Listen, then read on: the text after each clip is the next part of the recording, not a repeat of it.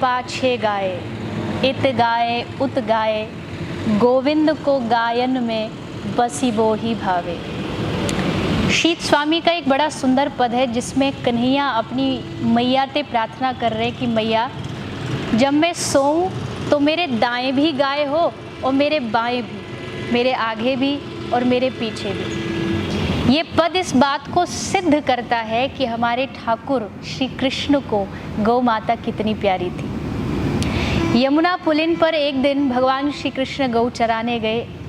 एक छोटी सी बछिया, गाय का एक छोटा सा बछड़ा था जो पानी पीने के लिए यमुना में जाना तो चाहता है पर डर की वजह से आगे नहीं बढ़ रहा। भगवान श्री कृष्ण ने देखा कि छोटा सा बछड़ा बहुत डरा है। उन्होंने दाऊ दादा को, अपने भाई को बुलाया और अपनी पीताम्बरी को यमुना जी के जल में डाला ताकि उसमें थोड़ा जल आ जाए और बछड़े के पास ले आए। भगवान श्री कृष्ण ने अपने हाथ से अंजलि बनाई और दाऊ दादा ने उस पीताम्बरी को निचोड़ा और भगवान ने अंजलि से उस बछड़े को उसके मुख में जल दे करके उसकी प्यास को बुझाया। यानी इस कथा से ये बात सिद्ध होती है कि भगवान श्री कृष्ण से अधिक गौ माता को और कोई प्रेम नहीं कर सकता। हम उन्हीं कृष्ण की आराधना करते हैं, हम उन्हीं कृष्ण की पूजा करते हैं, लेकिन उन्हीं की पूज्या गौ माता, उनके गौवंश की आज ये दशा है। भगवान श्री कृष्ण ने गौ माता को इतना प्रेम किया, उनकी आराधना की, उनको पूजा, किंतु आज दुर्भाग्यवश वही गौवंश बहुत ही कष्ट में है।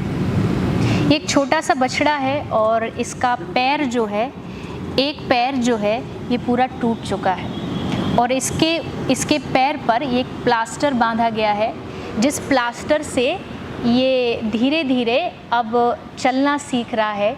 थोड़ा लंगड़ा के चलता है पर अपने चारों पैरों से चल पड़ता है।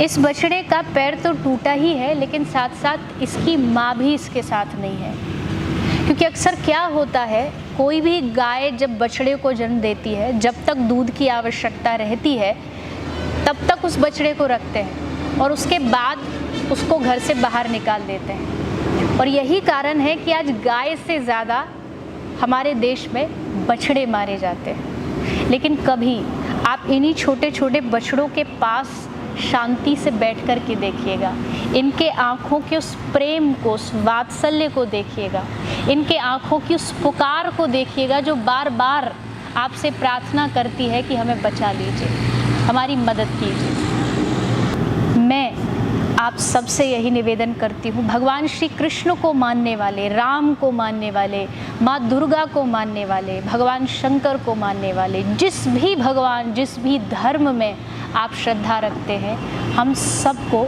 एकजुटता से ऐसे छोटे छोटे प्यारे प्यारे गौवंशों को बचाना है। उनका जीवन आनंद से बीते, इनको भारत की भूमि पर किसी का डर ना हो, ऐसा समाज बने, ऐसी मेरी ठाकुर जी के चरणों में प्रार्थना है। जय श्री राधे।